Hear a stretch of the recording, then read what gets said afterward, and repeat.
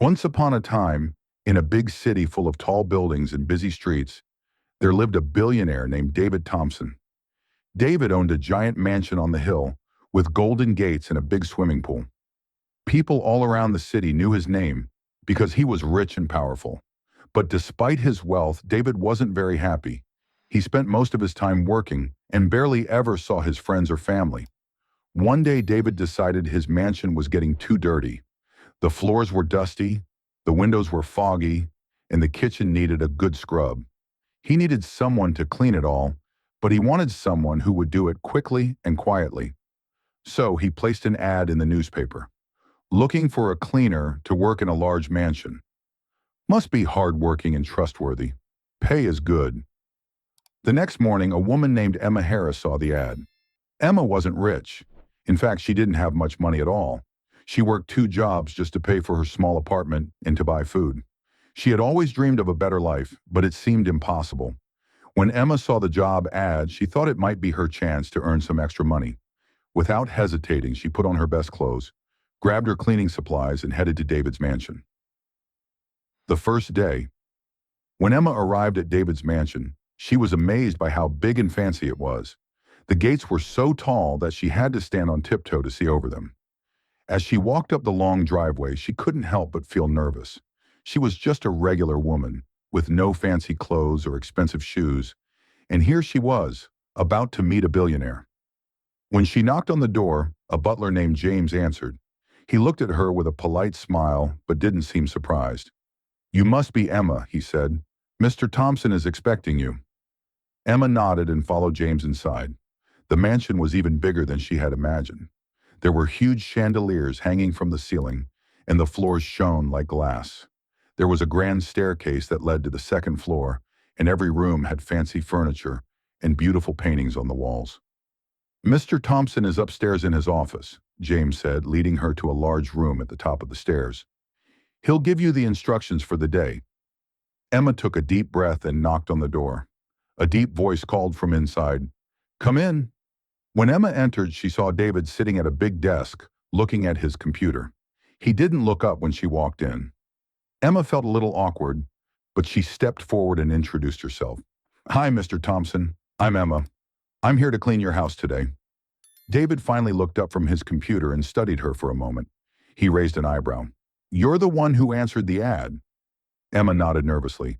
"Yes, sir. I'm ready to get started." David stared at her for a long moment. Emma felt a bit uncomfortable under his gaze, but she didn't say anything. She just waited for him to tell her what to do. David stood up and walked toward her. "All right, I'll show you around," he said. "But let's be clear, I need everything spotless. I don't want any dust left behind. Understood?" "Understood," Emma said, trying her best to sound confident. David led her through the mansion, showing her the grand living room, the kitchen, and the long hallways. As they walked, David noticed something strange. Emma didn't seem impressed by the size of the house or the luxury of the furniture. Instead, she was quietly taking notes in a small notebook, writing down what areas needed the most attention. David was surprised. Most people who came to his mansion were either in awe or too nervous to say anything. But Emma was different. She seemed focused, determined, and not at all impressed by his wealth. In fact, she looked like she had been in much smaller, simpler places. The shocked reaction. After showing her around, David left Emma to clean the house. He went to his office to get back to work, thinking that she would take a long time. But to his surprise, only an hour later, Emma came into his office and quietly knocked on the door. David looked up from his computer. "Done already?" "Yes, sir," Emma said, her voice calm. "I've cleaned the living room, the kitchen, and the hallway. I'll finish the bedrooms and bathrooms next." David blinked. "What? Already?" Emma nodded. "Yes, sir. I work quickly. I'll start on the upstairs now." David felt his jaw drop. He had expected Emma to take hours to clean the mansion, but she had done so much in such a short time.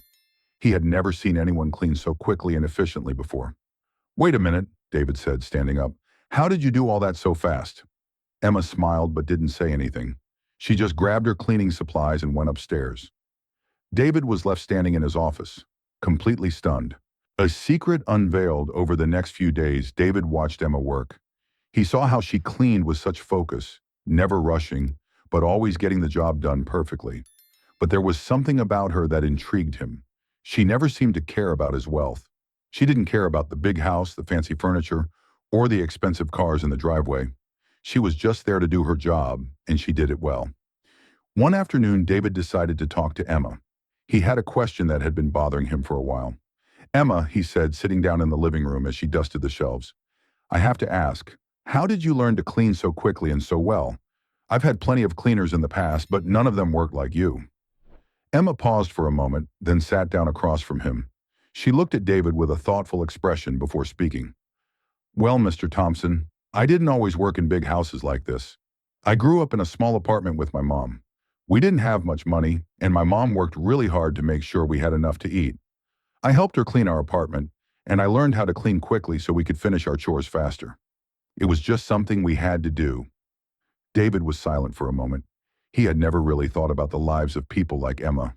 He had always been surrounded by wealth and luxury, and he had taken it for granted. "But why didn't you want a better life?" David asked. "You're clearly good at what you do. You could have been a manager or even a business owner. Why are you still cleaning houses?" Emma smiled softly. "I don't mind cleaning. I like to work hard and I'm proud of what I do. I just want to make sure my mom has a comfortable life. I'm happy with what I have right now." David was taken aback by her honesty and humility. He had always thought that having more money meant having a better life. But Emma had a different perspective. She didn't need a mansion or fancy car to feel fulfilled. All she wanted was to help her family and do her job well. David sat quietly, trying to process what Emma had just shared. He had spent his entire life chasing money, success, and luxury. But Emma, who had so little, seemed so content with what she had. She didn't seem to want more. It was a stark contrast to everything David knew. He cleared his throat and leaned forward. "Emma, I've been thinking about something. You're an incredible worker, and you have this drive. I've never met anyone like you before. You don't just clean, you take pride in your work, and you make it look effortless." Emma smiled modestly. "Thank you, Mr. Thompson. I just try to do my best." David was quiet for a moment, his mind racing. He had a sudden idea, one that made him feel both excited and nervous. "What if I offered you a different kind of job?" he asked, his voice serious. Emma blinked, confused. "What kind of job?" David stood up and walked over to the large window that looked out over the city. He gazed at the view for a second before turning back to her. "You're clearly a hard worker, but I think you could do more than just clean. I've been thinking about starting a new project, something that would help people who don't have much. I need someone with your work ethic to help me make it happen." Emma's eyes widened in surprise. "What kind of project?" David hesitated, unsure of how to explain. He had always worked alone, never really involving anyone else in his plans. But now, after meeting Emma, he felt like things could be different. "I want to start a business that helps people who are struggling. I want to provide them with job training, housing, and a way to improve their lives. But I don't know where to start. I've been so focused on making money that I've forgotten about people who really need help. I think you could be the person who helps me get this off the ground." Emma was quiet for a long time, trying to understand what David was saying. Was he really asking her to help him start something that could change lives? She had always dreamed of doing something meaningful with her life, but she never thought it would come from someone like David Thompson. "David, I don't know what to say," she finally whispered. "That sounds amazing, but I'm just a cleaner. I don't have the skills for something like that." David smiled warmly. "I think you have more skills than you realize. You know what it's like to struggle, to work hard, and to try your best even when things aren't easy. That's the kind of experience I need. You can help me make a real difference." Emma felt a flutter in her chest. She had always dreamed of a better life, but she had never thought that someone like David would believe in her. She thought for a moment, then nodded slowly. "Okay, I'll help you." David's face lit up with gratitude. "Thank you, Emma. You won't regret this." A new beginning. Over the next few weeks, Emma began working closely with David. They spent long hours discussing ideas, making plans, and researching how they could make their project a reality. Emma's practical knowledge, gained from her own life experiences, was invaluable. She had a unique perspective on what people in need really required, and she helped David see things he'd never considered. Together, they started reaching out to organizations, local businesses, and even government programs that might help fund their initiative. Emma's role was crucial in organizing meetings, networking, and even speaking to people who had once been in her position. Slowly but surely, their project began to take shape. David couldn't believe how much he was learning from Emma. He had always thought he had all the answers, but he was realizing just how much he had been missing. Emma's humility, her work ethic, and her deep empathy for others were qualities he had never seen in the high-powered world he was used to. It made him question everything he had believed about success and wealth. One evening, as they sat in his office going over plans for the project, David looked at Emma with a thoughtful expression. "You know, I've been thinking about what you said, about being happy with what you have. I've spent so many years chasing things I thought would make me happy, but I think you're right. It's not about the money or the things you own. It's about making a difference." Emma smiled, her eyes glowing with warmth. "I'm glad you see that, David. Sometimes it's the simple things that matter most." David nodded. "I want to do more, not just with this project, but with my life in general. I've been so focused on myself for so long that I forgot about the world around me.